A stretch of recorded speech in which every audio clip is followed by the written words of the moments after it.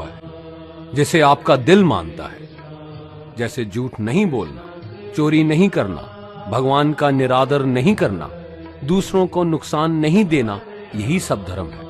और हर आत्मा को अपने जीवन काल में हर समय धर्म का पालन करना होगा और उसकी रक्षा करनी होगी। दूसरा द्वार अर्थ का है और घोड़ा इसका प्रतीक है। हर आत्मा अपने हर जीवन काल में अपने पृथ्वी पे होने का अर्थ या मूल कारण समझेगी। इस जिंदगी में भोगने वाली चीजें और रिश्तों का आनंद लेगी।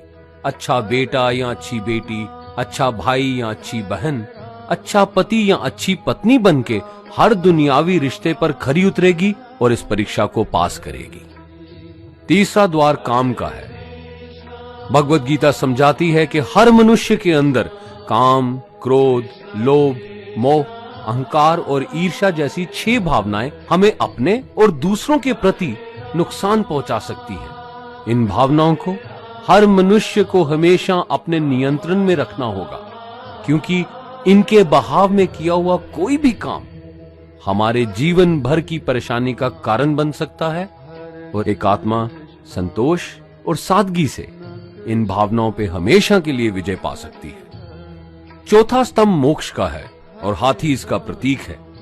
इस परीक्षा रूपी जीवन में हर मनुष्य हर समय कुछ इच्छाएं रखता है। कुछ इच्छाएं एक ही जन्म काल में पूरी हो जाती हैं, पर कुछ अधूरी रह जाती हैं और उनके पूरा होने के लिए आत्मा को वापस पृथ्वी पे आना पड़ता है। भगवत गीता समझाती है कि हमारी इच्छाएं ही मूल कारण हैं हमारे पृथ्वी पे वापस आने का, और अगर हम कोई भी इच्छा ना रखें तो हम इस जीवन और मृत्यु से मुक्त हो सकते हैं। ये द्वार माफी का भी है।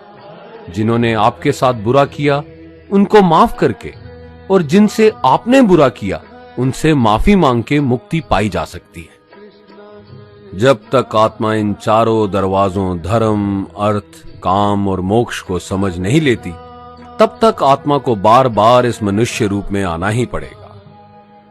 परीक्षा का समय खत्म होते ही आत्मा शरीर और अन्य सब वस्तुओं का त्याग कर देती है।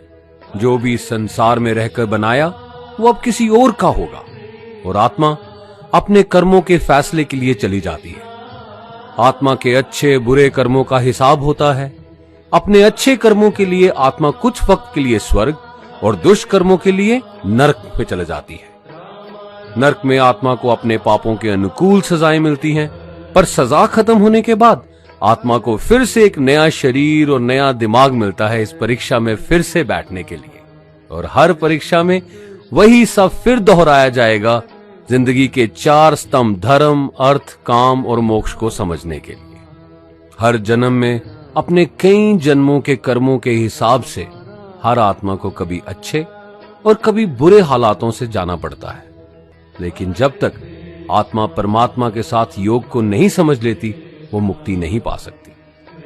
भगवत गीता समझाती है कि मनुष्य अपने शरीर, दिमाग या दिल से भगवान को पा सकता है।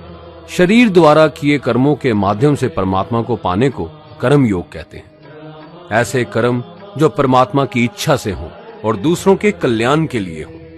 वाल्मीकि ने रामायण लिख के, श्रवण ने अपने माता पिता की सेवा और उन्हें 4 धाम की यात्रा करवा के, मदर टेरेसा ने अपने प्यार और सेवा के माध्यम से, और मैडम क्यूरी ने वैज्ञानिक खोज में अपने जीवन का बलिदान देके अपने कर्मों द्वारा परमात्मा को पाया। भगवत गीता समझाती है कि एक आत्मा दिमाग से भी परमात्मा के साथ योग लगा सकती है। इसे राजा योग कहते हैं, क्योंकि दिमाग या मस्तिष्क सब इंद्रियों का राजा है। एक मनुष्य अपनी आस्था, सांस प्रणाली, आसन, अभ्यास, साधना और तपस्या से परमात्मा को इस योग के रास्ते पा लेता है। इस योग को समझने के लिए हमें अपने अंदर की एनर्जीज यानी चक्रा और कुंडलिनी को समझना पड़ेगा। आत्मा मस्तिष्क से मेडिटेशन या ध्यान लगा के परमात्मा के साथ योग लगा सकती है। शंकराचार्य, स्वामी परमहंस, स्वामी विवेकानंद और उनके जैसे कई योगी इस योग के रास्ते परमात्मा के साथ संधि लगा पाए। परमात्मा भगवत गीता में कहते हैं कि अगर किसी आत्मा को धर्म ना भी समझ आए, योग ना भी समझ आए, पर अगर वो मेरी शरण में आ जाए तो मैं उसके सारे पाप माफ कर देता हूं। परमात्मा को ऐसी दिल की गहराइयों से पुकार के पाने को भक्ति योग कहते हैं। चैतन्य महाप्रभु, मीराबाई और भगवान हनुमान इस योग के सबसे बड़े उदाहरण हैं। लेकिन कभी आत्मा अपने होने का मूल कारण भूल के धर्म का उल्लंघन करे या पाप के रास्ते पे निकल जाए तो उसे ठीक करने के लिए परमात्मा खुद किसी रूप में पृथ्वी पे जन्म लेते हैं। आइए श्री भगवद गीता, गुरु ग्रंथ साहिब, तुरा, बाइबल, कुरान या ऐसी किसी भी दीनी किताब को पूरा पढ़ के इस जिंदगी के असली मायने समझें और परमात्मा के साथ योग लगाएं। अगर आपने इसे पसंद किया तो इसे औरों को बांटिए ताकि सब आत्माएं अपने यहां होने का मूल रूप समझ सकें और इस जन्म और मृत्यु से मुक्ति पाके हमेशा परमात्मा के साथ रह सकें। धन्यवाद।